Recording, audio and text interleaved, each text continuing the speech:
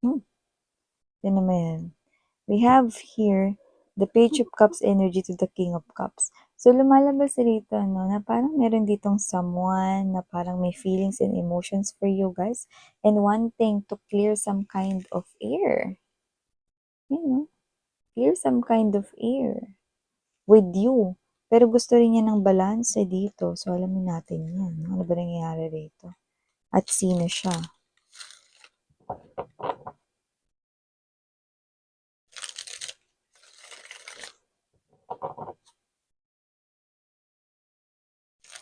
Maaring meron ditong deception through words.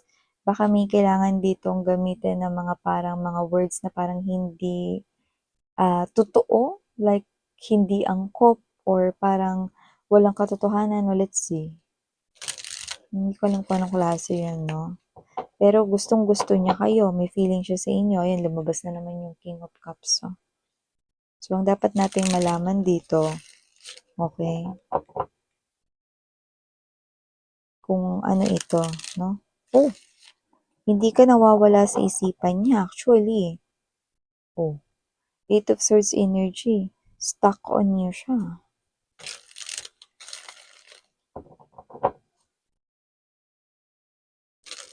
Maya't maya kanyang naiisip. Hindi iniisip ha, naiisip talaga. Dami natin.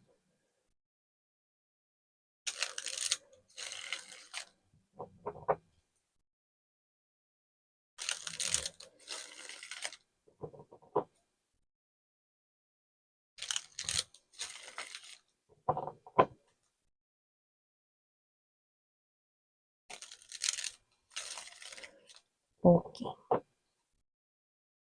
Let us see.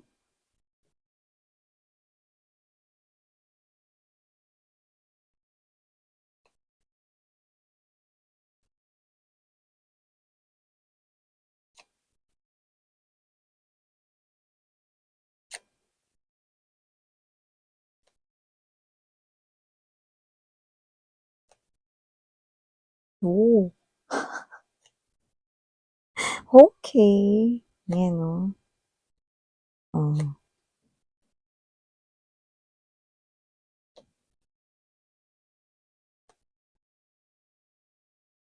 okay.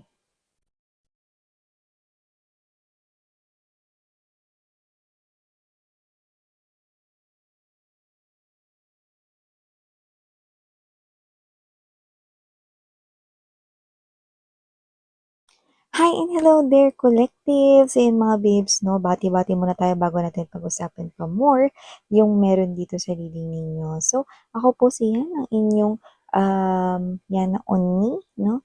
So, yun mga babes, no? Hi sa mga new viewers, welcome. At sa mga returning kong tambayers, thank you sa inyong walang sawang pagtambay dito. So, yun mga babes, wala po tayong gender here, so babae, lalaki, LGBT, lahat welcome. Pwede rin pong mag-switch ng mga roles na dahil isa itong general reading.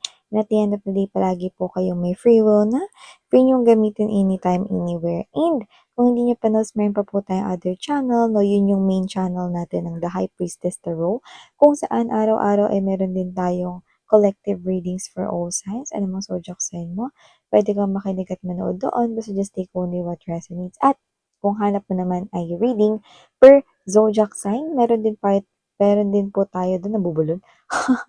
Mga babes, no, weekly naman natin yun ina-upload. And yeah, mga babes, no, wala tayo dito na specific gender, so babae, lalaki, LGBT, everybody welcome. At lahat ay may free will na malaya nilang gamitin anytime, anywhere. So dito nakikita natin, no, that with this Three of Pentacles energy, Knight of Swords right in there, no, Queen of Coins, I think that is your energy, the Queen of Coins. So, nakita ko rito, no, kung titingnan ko ito, nakita ko dito ng sabuatan. So, I think, meron ritong someone na tingin ko, ito yung person na possible na nakakonect mo na before. So, pwedeng ex mo siya, pwede rin naman mga babes, no, na nagkaroon, no, ng pag-uusap sa inyo, like, possible na yung iba hindi naman naging kayo, pero kahit hindi naging kayo parang nagustuhan ka niya. Puwedeng niligawan ka niya 'no, hindi ko lang alam kung anong dahilan bakit hindi mo siya sinagot 'no, or baka meron pang ibang dahilan or options dito 'no, kung hindi man naging kayo, okey? Pero yung iba nakita ko dito mga babes 'no, na ex niyo sila. Anong sabuatan nito? Sabuatan ba 'to miss yan ng third party niya at tsaka siya? Hindi, hindi mga babes 'no. Actually, kung in-involve man kayo nitong tao na 'to sa third party, hindi ko na nakikita yung third party dito. So malamang, okey na malamang naghiwalay na sila or nakipagkalas na siya dun 'no. So nakita ko dito 'no, na ang energy niya, most likely, nagagamit yung energy niya 'no, sa pag-iisip sa inyo, babes, 'yan. And nakikita ko dito that with the Three of Pentacles energy and the Knight of Swords, ayan 'no. Meron siya ritong kasabwat. I think katrabaho niya 'to. Kung hindi niya katrabaho 'no, puwede rin naman na friend niya. Basta may pagtulong or may role itong friend niya na ito or katrabaho niya na ito involving you guys. Anong pagtulong miss yan, you know? Ito yung klase ng pagtulong kung saan may role yung kaibigan niya rito, yan 'no. Ikaw lumalabas ka bilang Queen of Coins energy, so I think you're more likely paying attention dito 'no, sa iyong money, sa trabaho mo, sa negosyo mo 'no, or sa'yo ritong life 'no.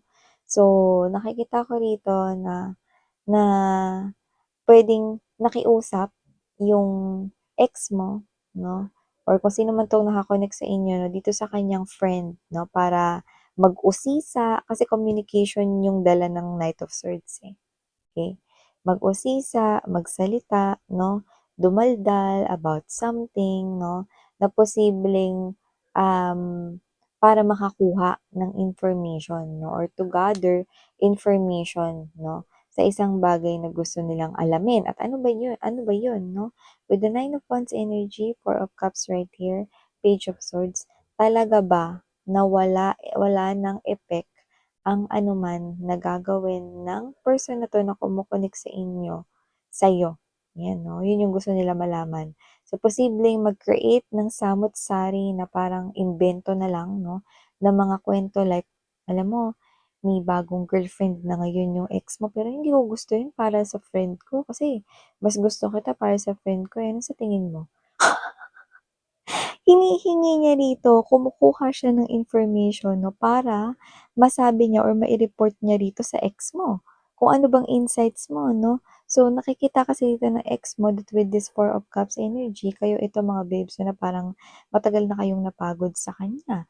So, parang ang nasa isip niya rito, nire-reject niyo siya rito ng bongga, yun yung nakikita ko dito. At kung sino man 'tong energy na 'to na gusto niya ritong makita 'no, kung talaga bang nire-reject niyo na siya rito ng, um, ng permanente na 'no, like yan na yung final decision ninyo. With the Page of Swords energy 'no, nakaantabay lang dito yung ex mo. So, hindi ko alam kung ano nang naging usapan nila ng friend niya, kung ililibre niya ba yung friend niya na yan ng Cloud9 for 1 month? Chocolates 'no, or ililibre niya ba ng pagkain, Starbucks yan for 1 month 'no, dahil sa gagawin niya 'to na pangunguha at pangangalap ng informations 'no.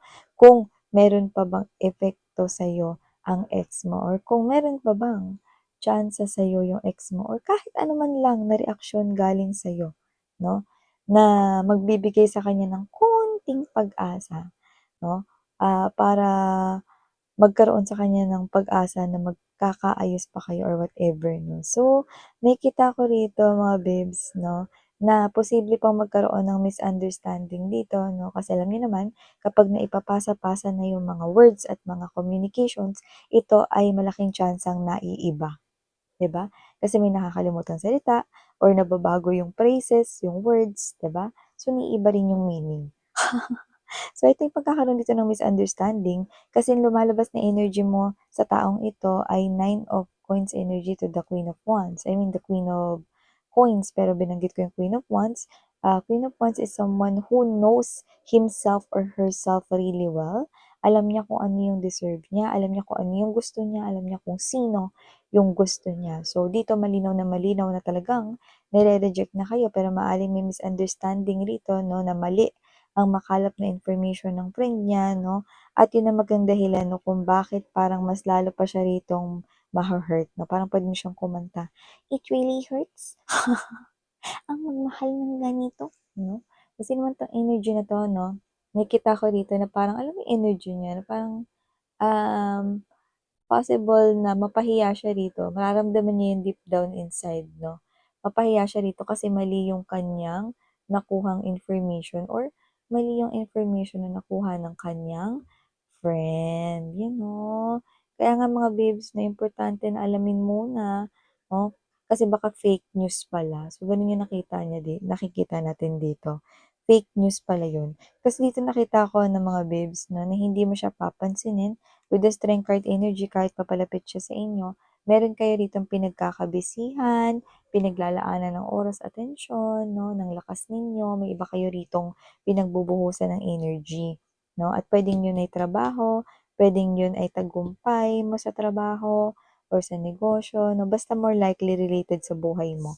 And with this Hangman energy, this person here is stuck. Hindi siya rito makagawa or makagalaw ng movement 'no, hangga't walang report na manggagaling sa kanyang friend patungkol sa'yo. 'Yan mga babes 'no, so maaaring mag-isip sila at mag-brainstorming silang dalawa 'no. Kung possible rin dito yung pagseselosin kayo then nakikita natin yung dito puwedeng gumamit sila rito ng kakilala na magpanggap na girlfriend or boyfriend ng ex mo, titingnan lang yung reaksyon mo 'no, pero wala talaga silang mahihita sa'yo kasi eto ka na iba na yung pinagbubuhusan mo ng atensyon, ng oras mo na like, alam mo yung, napapagod sila rito pero napupunta sa wala. Yung napapagod siya pero walang nangyayari. Yung wala pala siyang mahihita sa'yo, 'yan 'no. Pero siyempre nasa sa inyo 'yan mga babes 'no, pero yun yung nakikita ko sa energy ninyo 'no. So kung sino man 'to ng mga babes na parang kailangan niya pa ring bayaran or ilibre ang kanyang friend dito 'no, kasi tinupad naman yung favor niya 'no. Yun nga lang, strongly if this is your reading right here 'no, walang pagbabalikan, walang kahit na anong maganda or something promising na meron sa energy mo about your ex-lover. Okay, so malinaw na malinaw 'yun 'no, pero siyempre itong tao na 'to magiging in denial, hindi niya ito matatanggap kaagad-agad 'no. Pero nakikita ko dito na parang more likely 'no, bago niya rito sisihin yung sarili niya 'no, ibubunto niya muna dito sa ibang tao yung galit niya sa sarili niya. So puwedeng, magsungit siya sa mga nakapaligid sa kanya 'no, sa bahay man 'yan, sa school or sa trabaho niya 'no, 'yan. Hanggang sa darating siya sa point na yung sarili niya na yung ibe-blame niya dito. So yeah, ito yung mga mensahe nakuha ko here for you guys. Thank you so much. Again, I'm your Yana Oni. Sarang iyo, love and light.